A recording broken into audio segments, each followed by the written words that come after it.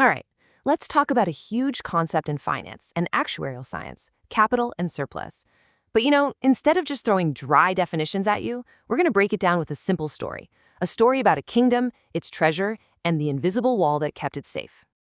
So, picture this. The kingdom of Aurelia, super prosperous. And at the very heart of its financial strength, deep down below its fortress, were two very different vaults. Now, this isn't just about stashing away gold and silver. It's about how they organized it and what each pile of treasure really meant for the kingdom's future. Okay, so let's peek inside these two vaults. This is where we're going to see the huge critical difference between the promises the kingdom had already made and the protection it needed to survive the unexpected. See, Aurelia split its wealth for a very clear reason. The silver, that was in the Vault of Promises, and it was pretty much already spent. It was earmarked to pay soldiers, fund projects, all that stuff. But the gold? The gold in the Vault of Surplus was a totally different story. That gold meant freedom. It meant security. It was the kingdom's secret weapon to handle any storm that came its way. The kingdom's planner just nailed it with this line. Real strength isn't just about how much treasure you have in total.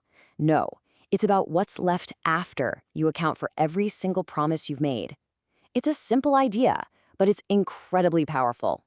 So, this little story actually holds the key to a massive principle in finance. Let's decode what was happening in Aurelia's vaults and see how this story maps directly onto the real-world actuarial concepts that you're going to have to deal with. So, Aurelia's Vault of Promises. What is that in our world? Well, it's simple. Liabilities. These are the binding commitments, the debts, the promises that a company or an institution absolutely has to pay. Think of a company's debts or an insurer's best guess of what they'll have to pay out in claims. These are the promises that must be kept, period. And the gold in that other vault, well, that's our star of the show, capital and surplus. It's the buffer. It's the excess of your assets over your liabilities. It is the financial cushion that's there to absorb shocks and prove that an institution isn't just making ends meet today, but that it's tough enough for whatever tomorrow throws at it. And really, it all boils down to this one beautiful equation. Assets minus liabilities equals capital and surplus. That's it. Your total treasures minus all your promises. Whatever's left over, that's your real financial buffer. But, a surplus isn't really meant to just sit there and look pretty in a vault. Its true strength, that only gets revealed when you test it. And in Aurelia, that incredibly important job belonged to the kingdom's watcher. The watcher's whole job was to be the professional pessimist, to ask those really tough what-if questions.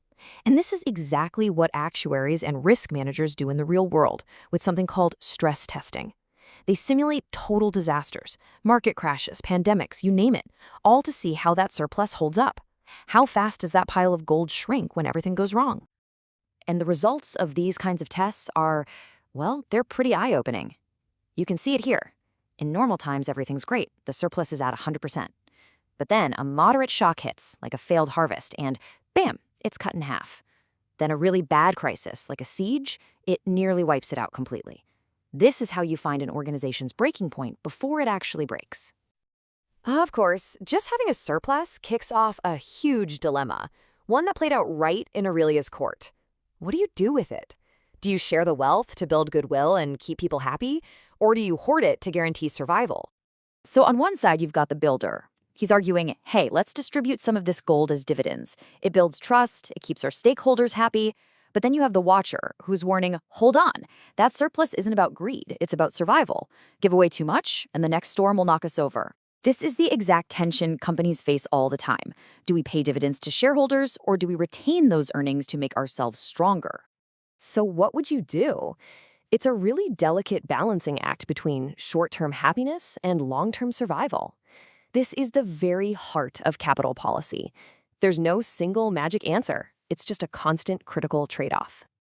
Ultimately, this whole debate really reveals the true purpose of capital and surplus. It's not just a pile of money. It's a strategic tool. It's what the people of Aurelia came to call their invisible wall. So why is this so critical? Well, because it's the foundation of financial resilience. It's the buffer for when things go wrong, and it's the fuel you need for future growth. But even more than that, it ensures you're meeting regulations, and, this is key, it sends a powerful signal of strength and confidence out to the entire market.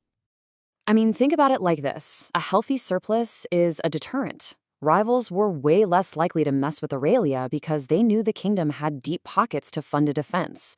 In our world, it's the same thing. People trade more confidently with a firm that's well capitalized. That confidence is the invisible wall.